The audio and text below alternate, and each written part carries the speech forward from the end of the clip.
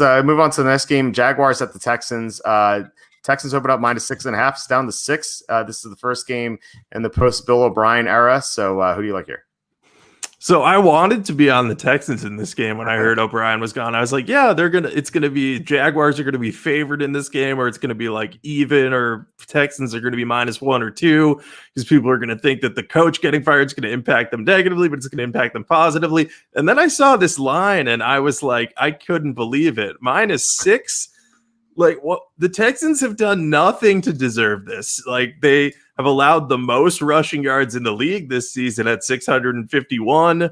I mean, Romeo Crennel is a good defensive coordinator, and he's gotten wins as interim head coach before, but he hasn't been a very good head coach at the NFL level, as much as I love him as like a person and defensive mind. But I don't think he's going to spark this massive change in the team overnight, especially. And I just think that the Jaguars are going to be very competitive in this one. James Robinson is going to run like crazy on this team. That should be their game plan. Just dominate time of possession, keep Houston out of rhythm on offense, and just work the run game as much as you can, get Minshew involved in the play action. I think the Jaguars could easily win this game. I mean, I think the Texans could win it as well, but I don't see them winning it by 6 or more points. I don't think they cover this at all. So I'm all over the Jaguars here. I have Jaguars +6 for 3 or 4 units. I just think that this line is way, way off. Like, the most I could possibly see it is Texans -3. And even then, I would think it's still a little too high. So we're getting at least 3 points of line value here, in my opinion.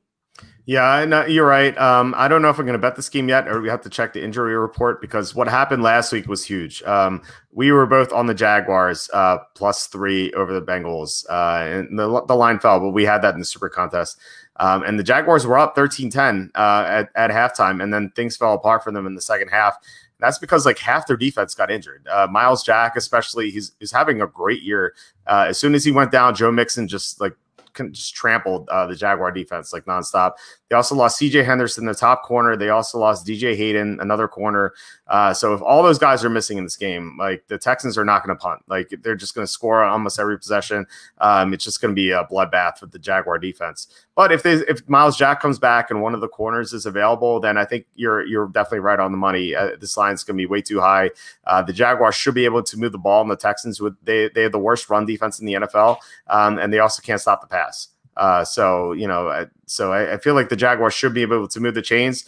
It's just a question of who they have on defense available. So, and I agree. I think that what you were saying about the coaching change is something that's a little overrated. Now, I think in the last 25 times there's been a midseason coaching change. The team that made the change was 10-15 against the spread. But I think this is a little different because the players hated Bill O'Brien so much, and they love Romeo Crennel. So I think they're actually going to be more motivated. And usually, like, when there's a coaching change, there's a lot of mayhem going on.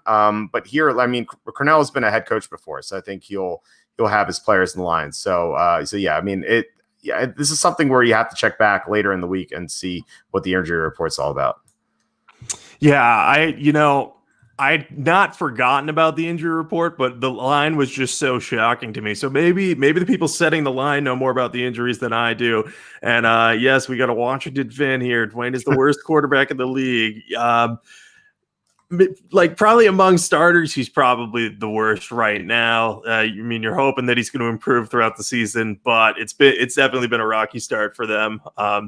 Yeah, I'm avoiding betting on them at all costs. Now that I don't have Bill O'Brien to constantly fade, I have to find a new constant fade right now. But I'm still fading the Texans here if the injury report comes back clean. But Miles Jack, I think, is the biggest one on there. If he's okay and can play, I'll definitely be on Jacksonville. Yeah, well, we can find a new fade for you in 2 games.